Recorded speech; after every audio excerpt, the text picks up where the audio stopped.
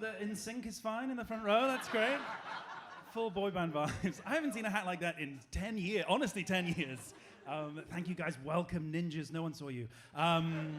Yeah, it's lovely to be here. My name's Ben. I'll be honest with you guys. I don't know how this is going to go. I've not talked to many human beings recently, and I've really forgotten how to.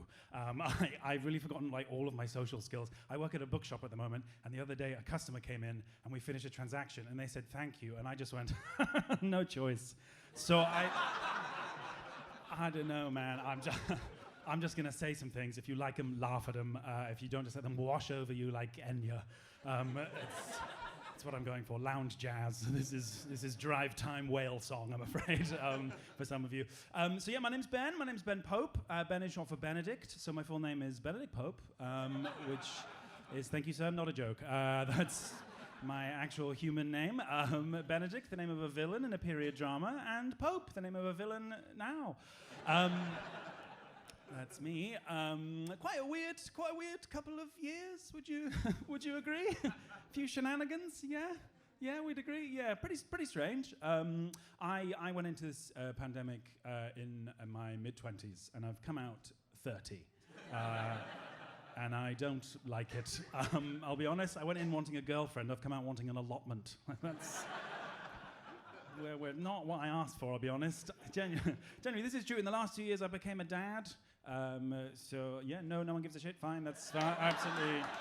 No, too late now, motherfucker. I don't want pity. No, that's actually a lie. I haven't become a dad. I become a dad spiritually. I just feel like one, you know? I don't have a child, I'm just lame now. I wear fleeces and say, hiya, like that sort of thing. If you pass me in a narrow corridor, I'll go, ooh, like that sort of thing. Do you know what I mean? The other day I had a dream, and the dream was top to bottom, I went to Curry's. That was the dream, that was the whole thing. You know, I make my own muesli. It's a real problem. Things have changed, you know? In the last few years, I've become a man, I think, you know? I've embraced tapas. That's the marker, you know, because in my early 20s, who here is 25 or younger? Give me a woo. Ooh. A dribble of hope. Okay. Fine, a couple of young ghosts. I don't know if you guys, when I was like 25 or younger, just crazy. Whenever I looked at like a table, like I went to like a tapas restaurant and saw a table full of tapases, tapai, and I would have looked at that and been like, who has laid this table for a cat? Like, what are all these sauces? Like, what is this? This is starters forever. That's a curse. That's not a meal. I came out to a restaurant, not a wake. Why is this is Thumbelina's leaving do? What is all of this stuff? And like, oh, it's antipasti. Where's the pasty? Like, that's what I'm after. This is fucking foreplay. Where's the sex? You know? This is foreplay for hours and hours. And then you get to 30 and you realize, that's pretty good. That's what we're after, really, isn't it? Tapas, the fingering of fine dining. Yeah. The eating out of eating out. Is that too gross? I think possibly, but I've said it. So yeah, no, my tastes have changed. You know, in my early 20s, I would have drunk any kind of coffee at all. Lawnmower fuel. I'd have drunk petrol, nothing at all. I'd awful stuff. Now, I am a snobby little bitch about coffee. I will only be served coffee by two types of people, okay? First type of person, old Italian man. The older the better. The wrinklier the better. Size of a walnut, surface area of a circus tent. That's what you want, a crunchy little gentleman. He'll sort you out. You know, he's a good one. So it's either him or the other guy, Man Bun. We know Man Bun. There's probably one hiding there. There's like, you know, I know why people wear those out of shame. The man, you know Man Bun, he's the guy who's dressed like a blacksmith. You know that guy? He's in the carpenter's apron, you know, he's come in from the forge, but it's a cappuccino. That guy, he's got all the piercings, you know, gothic camping equipment, holding his face together, hook, line, sinker, a chain on his ear, you pull it, a toilet somewhere flushes, you know. That guy. His name's Francois, he's from Guildford. He's an arsehole, yes, but he's got a PhD in milk, so he'll sort you out. He's good. I like him. So yeah, that's probably how I've changed. I mean, in my early 20s, different person, you know, a feckless little goblin. I did not know how to look after myself. I didn't know how to fix any machines, and I never tried, ever. 25 people, I don't know if you did with like this.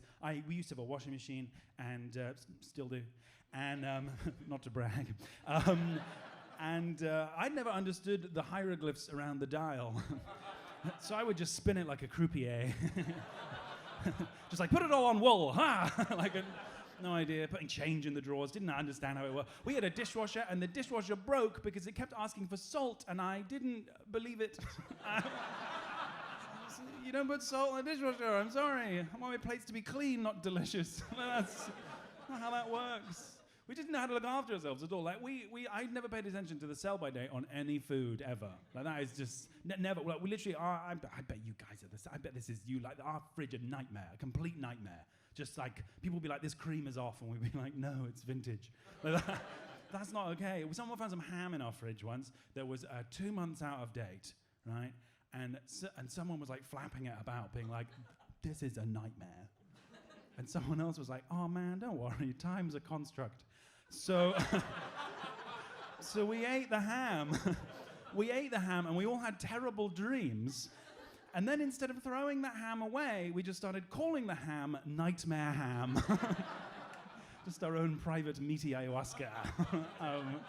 It's horrible meaty visions. It was a weird time. I mean, genuinely just couldn't fix anything. Like for a while I had this laptop, and the keyboard broke, right? The I key snapped off the keyboard. And I don't know if you guys have ever seen inside a keyboard before, right? But underneath each little key is a little plastic contact nipple. Right. Okay, so every time I had to press the letter I had to reach inside the keyboard and massage the teat of the computer, milking it for vowels, just, oh please, just like C-3PO's clitoris just on the thing there. And it felt sexual. It felt, I'm sorry, but it did, because every time you pressed it, the screen would go, I. So it was like, you know, do you know what I mean? It was horrible.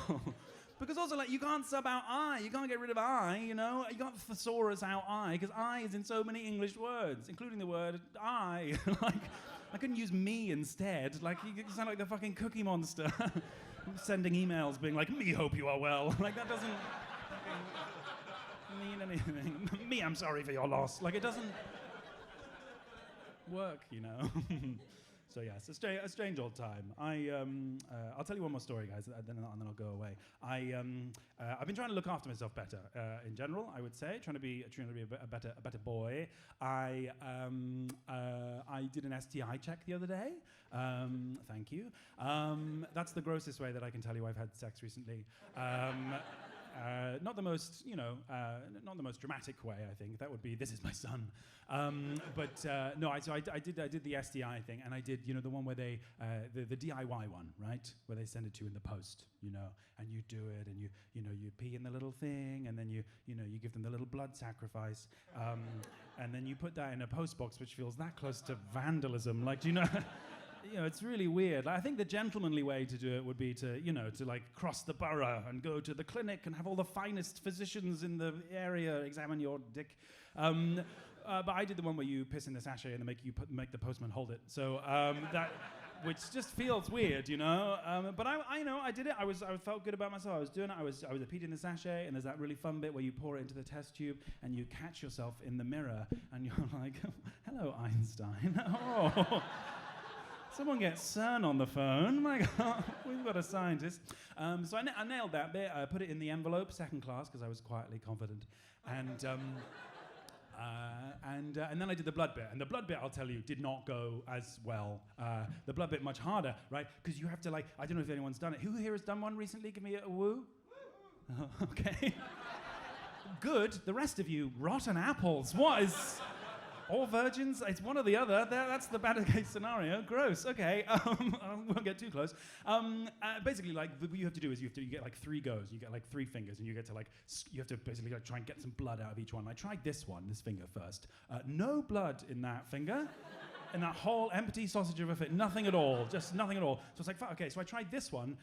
Also nothing. And at that point, I was like, forget chlamydia. I'm dead. Like, nothing worse than having gonorrhea as being a vampire with gonorrhea. Like, what the fuck am I gonna do? So I was like squeezing it like a toothpaste thing, and I was like knocking the bottle of my elbow like a ketchup bottle, like, come on, something. Eventually I got 1 drop of blood, and it sat on the inside of the test tube, and it didn't go down to the bottom. And I was like, my blood defies gravity? Like, what? This is shit fat blood. How are they gonna test this if my blood type is black pudding? What is this? I was like freaking out, and eventually I was like, I've got 1 more finger left. This is like the last go, and I tried this one, and this one, a bloodbath. Like it was the red wedding. I got blood all over myself, test tubes in my hands, and my flatmate came in and asked for a phone charger, and he saw me and was like, oh my God, man, are you okay? And the only thing I could think to say was, oh, don't worry, it's a sex thing.